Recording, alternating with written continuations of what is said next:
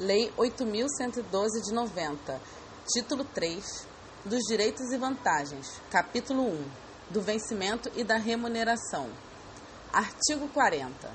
Vencimento é a retribuição pecuniária pelo exercício de cargo público, com valor fixado em lei. Artigo 41.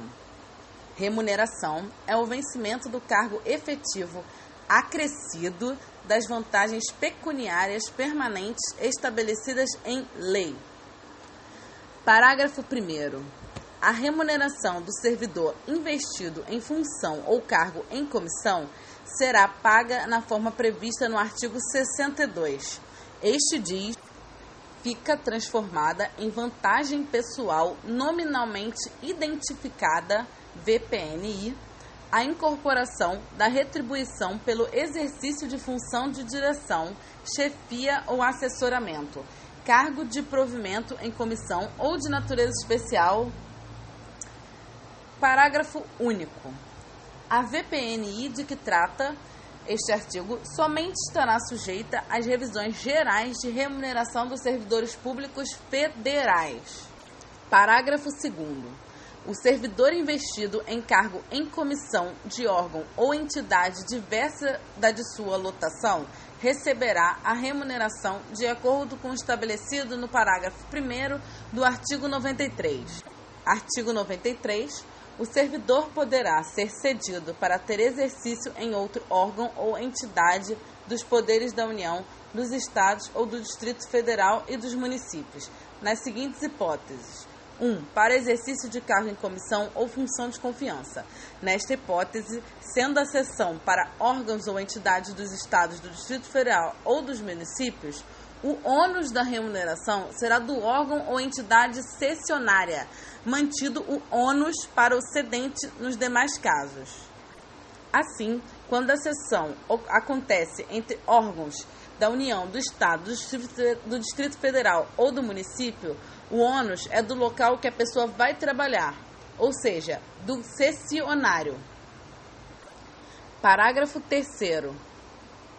O vencimento do cargo efetivo, acrescido das vantagens de caráter permanente, é irredutível. Parágrafo 4º. É assegurada a isonomia de vencimentos para cargos de atribuições iguais ou semelhantes do mesmo poder, ou entre servidores dos três poderes, ressalvadas as vantagens de caráter individual e as relativas à natureza ou ao local de trabalho. Parágrafo 5º.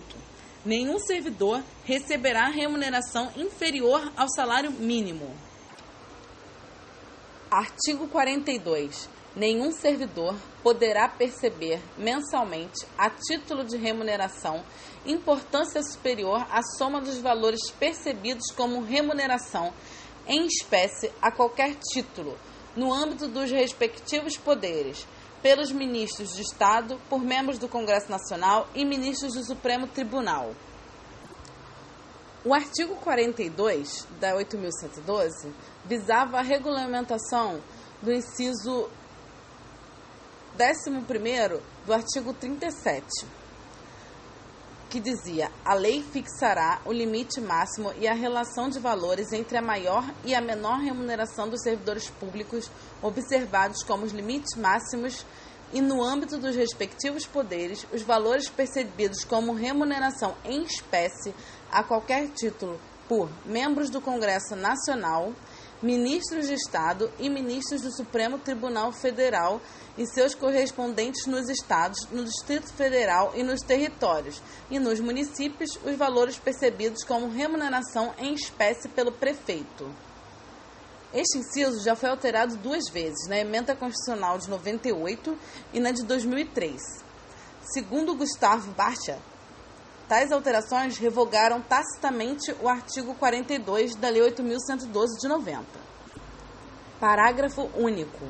Excluem-se do teto da remuneração as vantagens previstas nos incisos 2 ao 7º do artigo 61.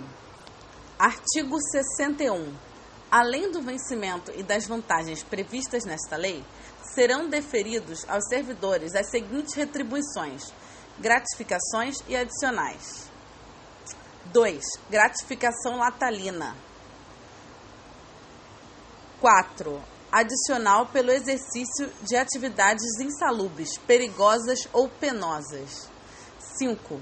Adicional pela prestação de serviço extraordinário. 6. Adicional noturno. E 7. Adicional de férias. Artigo 44. O servidor perderá: 1. A remuneração do dia em que faltar ao serviço, sem motivo justificado. 2. A parcela de remuneração diária proporcional aos atrasos, ausências injustificadas, ressalvadas as concessões de que trata o artigo 97 e saídas antecipadas, salvo na hipótese de compensação de horário, até o mês subsequente ao da ocorrência, a ser estabelecida pela chefia imediata. Parágrafo único. As faltas justificadas decorrentes de caso fortuito ou de força maior poderão ser compensadas a critério da chefia imediata, sendo assim consideradas como efetivo exercício. Artigo 45. Salvo por imposição legal ou mandado judicial, nenhum desconto incidirá sobre a remuneração ou provento. Parágrafo único.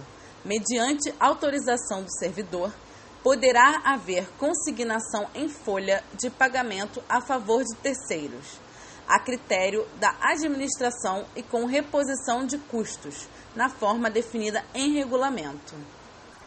Artigo 46.